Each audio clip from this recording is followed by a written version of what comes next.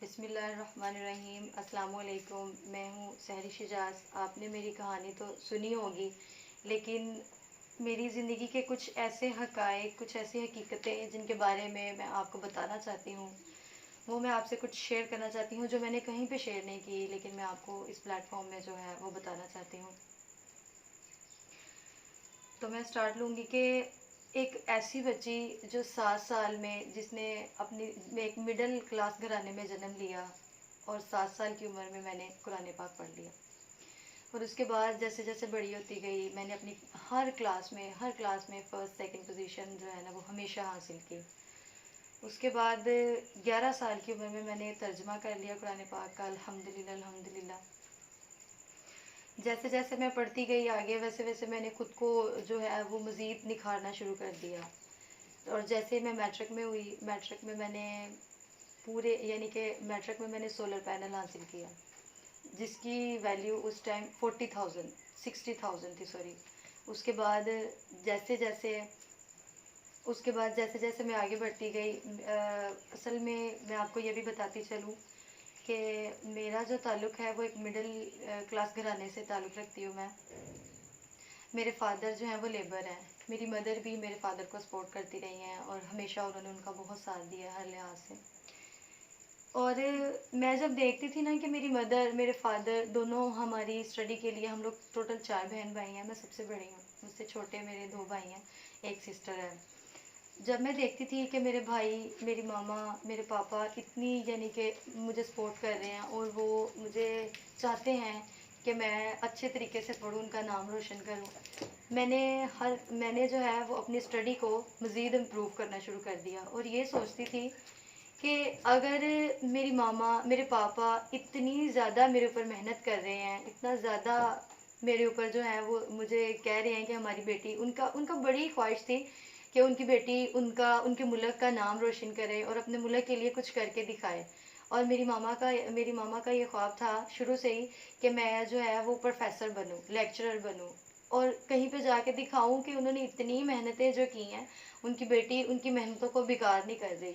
और जब मैं पढ़ती थी क्लासरूम में बैठ के, और अपना कंपैरिजन छोटी सी एज में, मैट्रिक से पहले की बात है, जब मैं क्लासरूम में बैठ के पढ़ती थी, तो ये सोचती थी, खुद का कंपैरिजन दूसरे बच्चों के साथ करती थी कि ये बच्चे और मैं सेम नहीं हूँ, क्योंकि उनके पेरेंट्स जो है वो इजीली अफोर्ड कर सकते हैं, लेकिन मेरे पेरेंट्स जो है वो बहुत मुश्किलात के साथ अपनी जान के ऊपर पता नहीं कौन कौन सा अजाब झेल कर मुझे इस लेवल तक पहुंचा रहे हैं कि मैं खुद को पढ़ के अपना कोई माशरे में मुकाम बना सकूं। मैंने उस उम्र में, उस छोटी सी उम्र में ये सोचना शुरू कर दिया कि मैंने अपने अंदर एक जज्बा पैदा किया कि मैंने कुछ करके दिखाना है, और इंशाल्लाह इंशाल्लाह मैं अपनी कौम के लिए, अपने मुल्क के लिए और अपने पेरेंट्स के लिए ज़रूर कुछ करूँगी। मैंने मज़ीद हार्ड वर्क शुरू कर लिया। हमारा छोटा सा घर था, एक कमरा था, उसके अंदर छोटा सहन था, उसके अंदर मैंने रात को, अगर हमारे घर के नॉर्मली मिडिल क्लास घरानों में एक टीवी होता है जिसमें सारे बैठ के रात को देखते हैं और वहीं पे वो जो है ना अपनी ज़िंदगी गुजारते हैं, मैंने उस टाइम पे इतनी शिद्दत की सर्दी में, बाहर जो हमारा सेम था उसके ऊपर कोई छत नहीं थी, कोई कुछ भी नहीं था, मैंने बाहर जो है वो चारपाई बिछानी, उसके ऊपर एक ब्लैंकेट ओढ़ना, और बाहर शिद्दत की सर्दी में बाहर बैठ के जो है अपनी सारी सारी रात लगा के जो है वो पढ़ाई करनी, ताकि मुझे अंदर, अगर रूम के अंदर मैं बैठ के स्टडी करूँगी मुझे नींद आ जाएगी, लेकिन मैंने कुछ करना है इंशाल्लाह। इसी सोच के साथ मैंने जो है वो बाहर बैठ के अपनी स्टडी करनी, रात रात जागना, और मैंने मैट्रिक में जो है सोलर पैनल हासिल किया, और वो मेरा पहला ऐसा इनाम था कि जिस पे मेरे पेरेंट्स की, मेरी मदर की खुशी से उनके आंसू निकले, और उन्होंने अल्लाह ताला के जो है वो शुक्राने के अल्फाज अदा किए कि हमारी बेटी ने आज हमारा सर जो है वो फ़ख्र से ऊंचा कर दिया है। और उसके बाद मुझे मज़ीद हौसला मिला, और मैंने ये सोचा कि क्यों ना मैं मज़ीद अपने पेरेंट्स का नाम जो है वो रोशन करूँ। मैंने मैंने उसके बाद मैंने आईसीएस किया गवर्नमेंट कॉलेज के थ्रू, वुमेंस कॉलेज के थ्रू, फ्रॉम कामो की। उसमें मैंने एडमिशन लिया, मैंने साथ साथ वेल शुरू कर दिया, और मैं ये बताती चलूँ, मैंने लेवल 8 से जो है वो शॉल जैसे लड़कियां चादर चादर लेती हैं वो मैंने लेनी शुरू कर दी, हिजाब करना शुरू कर दिया, खुद को पर्दे के अंदर भी लेके आई कि मैं साथ साथ इस्लामिक पॉइंट ऑफ व्यू से भी अल्हम्दुलिल्लाह मैंने जो है वो तर्जमा तफसीर की हुई है। मैंने इंटर लेवल पे जब मैं आईसीएस कर रही थी, फिर मैंने अपना जो है वो प्रॉपर अपना पहनावा था वो चेंज कर लिया। मैंने अबाया पहनना शुरू कर दिया, वेल करना, अपने आप को जो है ना वो हर लिहाज से मैं चाहती थी कि मैं अपने आप को परफेक्ट बनाऊं। और मुझे कोई मेरे पेरेंट्स को ये ना कहे कि आपकी बेटी ने कोई इस तरह का गलत काम किया है, या वो हमेशा ये चाहती थी कि उनका सर मेरी तरफ से हमेशा फ़ख्र से बुलंद हो। इंटर में खैर मैंने जब आईसीएस किया, उसमें मुझे स्कॉलरशिप 50,000 स्कॉलरशिप मिली। और मेरी खुशी की कोई इंतहा न रही कि मेरी कोशिशों का जो है वो अल्लाह ताला मुझे साथ साथ ही समर नवाजते गए। और मैं अपने आप को यूँ समझने लग गई कि मैं अल्लाह ताला से बातें करने लग गई। नमाज में मैंने अक्सर सजदे में नमाज के बाद हाथ उठा के अल्लाह ताला से, जैसे कोई किसी का कोई बेस्ट फ्रेंड होता है और वो उसके साथ अपनी सारी डेली रूटीन की जो है वो बातें शेयर करता है, मैं इसी तरह अपनी दिल की बातें, हर ऐसी बात कि जो मुझे अपने किसी बेस्ट फ्रेंड के साथ शेयर करनी चाहिए थी, वो मैं अपने अल्लाह ताला के साथ शेयर करने लग गई। और यूं उनको मैंने अपना दोस्त बना लिया। और मैंने उनको बताना इवन दैट कि मेरे साथ जो हैपन हो रहा था, जो कुछ भी हो रहा था, वो उनकी वजह से ही था, वो जानने वाले थे। लेकिन फिर भी मैं नमाज के बाद जब तक उनके साथ अपना जो है अचीवमेंट्स शेयर नहीं कर लेती थी, तो मुझे सुकून नहीं होता था। मैंने अल्लाह ताला को बताना कि या अल्लाह पाक, आज मुझे जो है वो स्कॉलरशिप मिली है 50,000, जो है वो उसके फॉर्म्स जो हैं वो चले गए हैं, आज इसकी इतनी प्रोसेसिंग हो गई है, या अल्लाह पाक ये आपकी वजह से है कि मैं यहाँ तक पहुँच पाई हूँ। सारा कुछ शेयर करना। लेकिन स्कॉलरशिप का थोड़ा सा जो है ना वो टाइम ज़्यादा हो गया, यानी कि वो इंटर की थी और वो तकरीबन मैं थर्ड ईयर में हो गई और मुझे वो जो है ना वो नहीं मिली थी। इस दौरान हमारा अपना, अगर मैं आपको बताऊं कि हमारा अपना जो है, यानी कि जैसे आबाओ अजदाद का विरासत होती है, सामान पैसे वगैरह इस तरह का, हमारा कोई इस तरह का सीन नहीं था। हाँ, छोटा सा एक घर है गांव में, और वो काफ़ी दूर है यहाँ से, और वो वहाँ पे हम लोग जो है वो ज़िंदगी नहीं बसर कर सकते, क्योंकि वहाँ पे जो है लाइफस्टाइल वो बिल्कुल चेंज होता है। इसलिए हम यहाँ पे आगे, मेरी मामा हमें यहाँ पे लेके आए ताकि मेरे बच्चों की ज़िंदगी जो है वो बेहतर हो जाए। हालांकि हम लोग स्टार्टिंग से रेंट पे रहने लग गए। फिर मेरी मामा ने और मेरे बाबा ने, दोनों ने मिलकर जो है वो कोशिशें की। उनकी कोशिशों से हमने एक छोटा सा अपना घर बनाया। जिसके अंदर उन्होंने अपनी मेरे बहन भाइयों की ज़िंदगी की तमाम आसाइशों की ज़रूरियात, जैसे जिस हद तक वो हो सकते थे उन्होंने वो पूरा किया। लेकिन ये था कि जैसे ही उन्होंने, जैसे कहते हैं कि कोई अगर प्लेस ली है, जगह ली है, उन्होंने बड़ी मुश्किलों से उसके पैसे इकट्ठे किए, जो है कमेटियाँ वगैरह डालकर उन्होंने अपना जो है वो जगह ले ली। लेकिन ऐसा हुआ कि उसकी रजिस्ट्री हमसे नहीं हो पा रही थी ना। तो अब मेरी मामा और मेरे पापा दोनों परेशान कि अब हम यहाँ पे क्या करें, यानी कि कोई ऐसा नहीं है, कोई फैमिली में मेंबर, कोई इस तरह का कोई मोहल्ले में कि जो हमारी हेल्प कर सकता। कम से कम हमें 50,000 से 60-70 हज़ार की जो ज़रूरत थी उस टाइम पे। लेकिन मैंने अल्लाह ताला से ये दुआ की, हाथ उठा के नमाज़ पढ़ी, दोनों नफल जो है अदा किए, और मैंने कहा कि या रब्बुल इज़्ज़त, मुझे इस काबिल बनाए कि मैं अपने माँ बाप का जो है वो सहारा बन सकूं और मैं उनकी मदद कर सकूं इस पॉइंट पे कि आप हमारी गैबी इमदाद कर सकें। और यकीन करें कि उसी टाइम, उसी दिन शाम को मेरा जो है वो स्कॉलरशिप का लेटर आ गया कि आपकी स्कॉलरशिप आ गई है, बैंक से जाके वो निकलवा लें। और वो लम्हा मेरे लिए जिस कदर तस्कीनदे था, मैं आपको वो जो है बता नहीं सकती। मुझे उस टाइम मैंने अपनी मामा को बताया, मेरी मामा इतने खुश हुए कि उनकी आंखों से खुशी के आंसू निकल आए कि मेरी बेटी ने अगर मेहनत की है तो अल्लाह ताला ने उसकी मेहनत का उसको समर दे दिया है। मुझे अगले दिन जाके हमने स्कॉलरशिप के 50,000 रुपया निकलवा के रजिस्ट्री वाली जगह पे दिया। और वहाँ पे उनको देते ही मेरी मामा जो है और मेरे पापा इतने खुश हुए कि हमारी बेटी ने हमारा इस मुश्किल वक़्त में साथ दिया है। और उसके बाद जैसे ही मैंने बीएससी की, बीएससी में मैंने अपनी क्लास में 3rd पोजीशन हासिल की। और जैसे मैं बीएससी कर रही थी, ड्यूरिंग बीएससी मेरे मामू जान, मेरी फूफो जान, उन्होंने हमारे घर प्रपोजल भेजने शुरू कर दिए कि हम जो है वो अपनी बेटी बनाना चाहते हैं सैरिश को। लेकिन मेरा उस टाइम पे कोई कंसेप्ट नहीं था शादी का, एंगेजमेंट का, कोई किसी किस्म का मेरे दिल में कोई इरादा नहीं था। मेरा जो एम था वो सिर्फ ये था कि मैं अपनी ज़िंदगी को सिर्फ जो है वो आगे लेके चलना चाहती थी, अपनी ज़िंदगी को एक मकसद बनाना चाहती थी और अपने पाँव पे खड़ा होना चाहती थी। मेरे जहन में इस तरह की कोई चीज़ नहीं थी। उन दिनों हमारे घर के हालात काफ़ी बिगड़ गए। मेरी मामी जान, उन्होंने काफ़ी हमारे घर आए, मेरी पूरे ननिहाल को वो लेके आई। उन्होंने कहा कि हम सैरिश को अपनी बेटी बनाना चाहते हैं, उसको अपने घर में लेके आना चाहते हैं और हम उसको हमेशा अपनी बेटी बनाएंगे, बहू नहीं बनाएंगे। लेकिन कुदरत को कुछ शायद और ही मंजूर था। मेरे फूफा जान आई, उन्होंने कहा कि मेरा बेटा जो है वो सैरिश के बगैर ज़िंदा नहीं रह सकता, वो इसको ऐसी ज़िंदगी देगा कि इसकी सोच से भी ज़्यादा वो, प्लीज़ आप इसको, मेरे प्रपोज़ल को एक्सेप्ट कर लें और मुमानी जान का प्रपोज़ल एक्सेप्ट ना करें। आप सोच नहीं सकते कि उन दिनों में इस कदर हमारे घर के हालात बदल गए, इस कदर कि मैं सोचती थी कि या रब्बुल इज़्ज़त मैं चाहती क्या हूँ और मेरी ज़िंदगी जा किस तरफ रही है। या अल्लाह पाक, मुझसे मेरी सिर्फ आपसे ये दुआ है कि मेरे लिए बेहतर करिएगा। आपको तो मालूम है कि मैं क्या चाहती हूँ अपनी ज़िंदगी से, मैं क्या करना चाहती हूँ। तो आप प्लीज़ मेरी ज़िंदगी जो है वो किसी ऐसे मोड़ पे लेके जाइएगा कि जिस पे मैं भी सेटिस्फाई हो जाऊँ और सबसे जो बढ़कर बात है, आप मुझसे रज़ा हो, आपकी रज़ा इसमें शामिल हो।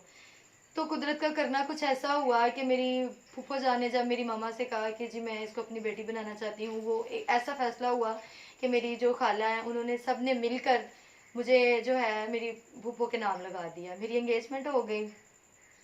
जैसे मेरी एंगेजमेंट हुई, मैंने जो है, उन्होंने मुझे कहा कि फूफा जान ने भी कहा, उनके बेटे ने भी कहा कि आगे पढ़ने की जो है ना वो कोई ज़रूरत नहीं है, बल्कि आप बीएससी से स्टॉप कर लो, आप बीएससी से स्टॉप कर लो तो आप आगे ना पढ़ो। लेकिन मैंने बड़ा बड़ा ज़्यादा उनको समझाया कि मैं आगे पढ़ना चाहती हूँ, मैं आगे जॉब करना चाहती हूँ। उन्होंने कहा कि हमने क्या करना है, आ जाके आपने रोटियां बनानी है घर में, अपने घर में रहना है, जो टिपिकल लोग जिस तरह कहते हैं, जो बातें होती हैं।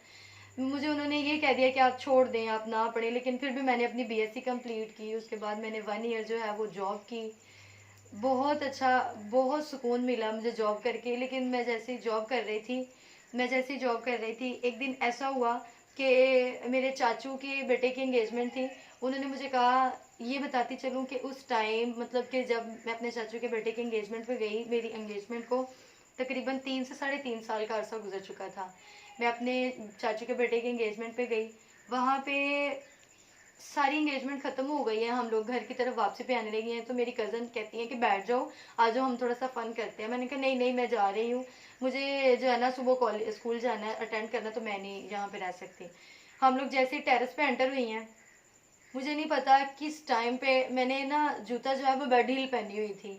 टेरेस पे कहीं ना लोहे के रॉड पड़े हुए थे, मेरा ध्यान उन पे नहीं गया। मैं जैसे ही एंटर हुई हूँ, मेरी कजन्स खड़ी थी, उन्होंने मुझे कहा तुम थोड़ी सी आगे चले जाओ।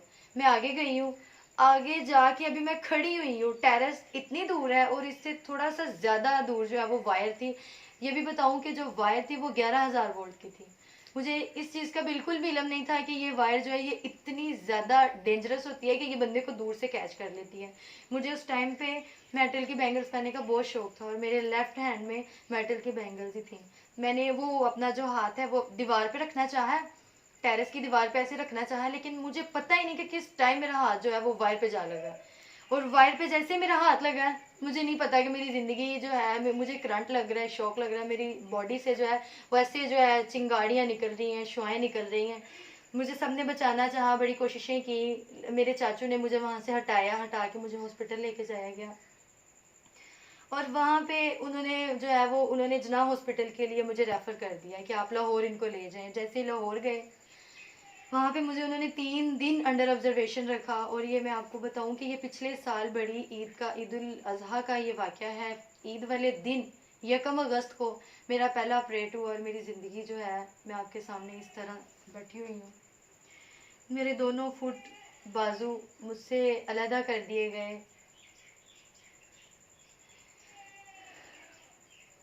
उस टाइम पे मैं चाहती थी कि मेरी ज़िंदगी ख़त्म हो जाए, शायद अल्लाह ताला ने मेरे लिए यही था, मुझे ये दिखाना था। लेकिन मुझे मेरे घर, मेरी फैमिली ने, कुछ ऐसे लोग थे जिन्होंने बहुत सपोर्ट किया। मैं उनको बहुत अप्रिशिएट करूँगी कि उन्होंने मेरा उस वक़्त पे साथ दिया। मेरे मामू जान, उन्होंने मुझे बहुत सपोर्ट किया। मेरी खाला, मेरी मामा, मैम साइमा, सब ने मुझे बहुत सपोर्ट किया। और जब मैं अपने घर वापस आई हूँ, मेरी एंगेजमेंट को मैंने बताया, मेरी एंगेजमेंट हो चुकी थी। 1-2 महीने बाद जो है फियोंसे ने कहना, यानी कि मुझे इग्नोर करना शुरू किया। थोड़ी देर तो सपोर्ट की शायद अल्लाह ताला के खौफ से, लेकिन कुछ देर बाद उसने मुझे कहना शुरू किया कि मुझे दुनिया के बड़े से लोग ऐसे हैं जो कहते हैं कि इस लड़की को अब छोड़ दो, अब इसको साथ तुम्हारी ज़िंदगी स्पेंड नहीं हो सकती, इसको छोड़ दो, इसके साथ तुम क्या करोगे, ये तो अपाहिज हो गई है, डिसेबल है, ये क्या तुम्हारी ज़िंदगी में आएगी, क्या इसको करेगी मोटिवेट, क्या करेगी। लेकिन मैंने उसको कहा कि ठीक है तुम चले जाओ, जाओ जाके अपनी ज़िंदगी गुजार लो। वो घर गया, अगले दिन उसने मुझे दोबारा आया, उसने मुझे कहा कि मैं ऐसा नहीं कर सकता, मैंने तो अपने अल्लाह ताला को राज़ी करना है, और दूसरा ये कि अगर मुझे तब तुमसे लगाव था तो सारी ज़िंदगी रहेगा ये चीज़। मैं कभी भी तुम्हें जो है वो इस तरह का सदमा और इस तरह का दुख नहीं दूंगा कि जिस तरह अल्लाह ताला ने तुमसे आजमाइश लिया, और मैं तुम्हें डबल आजमाइश में नहीं डालूंगा। लेकिन एक ऐसा मुकाम आया है कि कुछ महीनों, 1-2 महीने बाद उसने कह दिया कि मैं 2 शादियां करना चाहता हूँ, मैं तुम्हें इधर ही रखूंगा, अपनी अम्मी के घर छोड़ जाऊंगा, और जैसी तुम लाइफ चाहती थी वैसी तो नहीं होगी, लेकिन यह कि अपना नाम मैं ज़रूर दे दूंगा, तुम इधर रहना अपनी अम्मी के घर। देखें कि मैंने वो मेरी ज़िंदगी में जितनी मुश्किलात आई, मुझे उनका एहसास नहीं हुआ, लेकिन सबसे जो ये पीक पे पॉइंट था ना, कि सबसे ज़्यादा मुझे लगाव उस शख्स से था जिसने ये कह दिया कि अब तुम्हारी ज़िंदगी वैसे नहीं रह गई, और दुनिया में तुम्हारी कोई हेल्प नहीं करेगा, कोई तुम्हें अच्छा नहीं जानेगा तुम्हारी माँ और तुम्हारी बहन के अलावा, इसलिए मैं तुम्हें अपने घर नहीं लेके जा सकता, क्योंकि मेरी माँ और मेरी बहन तुम्हें कुछ नहीं समझेंगी। मैंने उस टाइम उसको कहा कि ठीक है फिर तुम जाओ, तुम मेरे लिए नामहरम हो, आज के बाद हमारे घर मत आना, और मेरी ज़िंदगी में पीछे मुड़ के मत देखना, मेरी ज़िंदगी भी ख़त्म हो जाए तो वापस मेरा चेहरा तक देखने के लिए ना आना। क्योंकि मुझे ये तो पता था कि ज़िंदगी में मुश्किलात जब आती हैं लोग छोड़ जाते हैं, लेकिन ये नहीं पता था कि इतने दावे करने वाले शख्स भी छोड़ जाते हैं कि आपकी ज़िंदगी में जो है हम आपको करेंगे, आपके साथ चलेंगे, वो भी छोड़ के चले जाते हैं। उस टाइम पे मेरा दिल किया कि या अल्लाह पाक, ये ज़िंदगी आपने क्यों मुझे दे दी, मुझे मेरी ज़िंदगी ख़त्म कर देते। मैं चाहती थी कि या अल्लाह पाक, मैं भी इंसान हूँ, मैं कोई फरिश्ता नहीं हूँ, मेरे दिल में भी ये चीज़ें हैं कि या अल्लाह पाक, मैं तो सारी ज़िंदगी अपनी मदर का एहसास करती रही, और मैंने अपनी ज़ात से किसी को कभी हर्ट नहीं किया, अपने अल्फाज से किसी की दिल आज़ारी नहीं की, तो किस तरह आपने मुझे इतनी बड़ी मुश्किल में डाल दिया। अल्लाह ताला से ये क्वेश्चन करती थी, और सारा सारा दिन रोती थी कि या अल्लाह पाक जी, कम से कम आप मुझे ख्वाब में ये इशारा कर दें कि मुझसे क्या गलती हो गई है, मैं आपसे अपनी उस गलती की माफ़ी चाहती हूँ, और मेरी ज़िंदगी यहाँ पे स्टॉप कर दें, मुझे ख़त्म कर दें, मुझे इस दुनिया से पर्दा फरमा लें, मुझे उठा लें।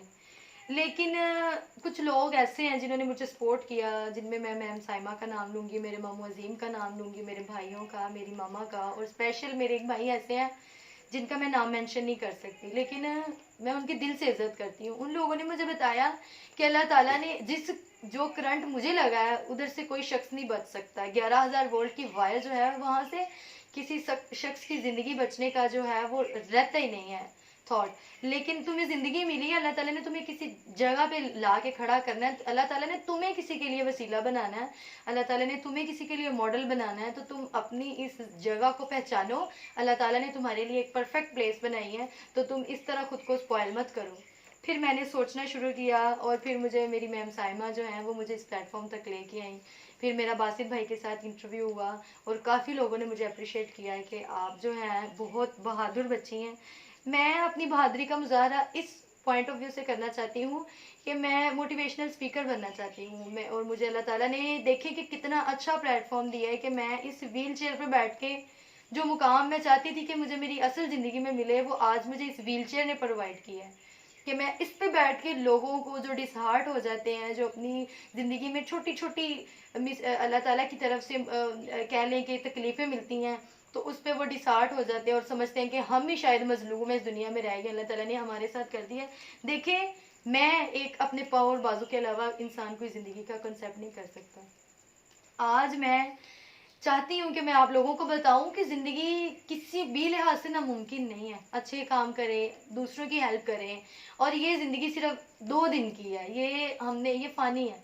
हमने आखिरी जो हमारी अब्दी ज़िंदगी है वो क़यामत के बाद की है। अच्छे काम करें, हमेशा खुश रहें, और मैं इसमें सबसे ज़्यादा अप्रिशिएट करूँगी भाई अब्दुर्रहमान अवान को, जिसने मेरा बहुत हेल्प की, जिसने मुझे जो है मोटिवेशनल स्पीकर होने के हवाले से मुझे बहुत गाइडलाइन प्रोवाइड की। आप उनको भी प्लीज़ सब्सक्राइब करिएगा, और उनको भी बहुत सा अपना प्यार दीजिएगा। मैं उनकी बहुत शुक्रगुज़ार हूँ। अगर आप देखना चाहें तो ये मेरा सर्टिफिकेट है, स्कॉलरशिप फार्म है, ये स्कॉलरशिप सर्टिफिकेट है। उसके अलावा मुझे जो सोलर पैनल मिला हुआ है वो भी मैं आपको किसी दिन वीडियो में दिखा दूँगी। और ये मेरा सहरिश शहज़ादी के नाम से यूट्यूब चैनल है, प्लीज़ इस पर मुझे सब्सक्राइब करें, और हमेशा खुश रखिएगा। दुआओं आपकी दुआओं की मुस्तक सहरी शजाज। अल्लाह हाफिज़।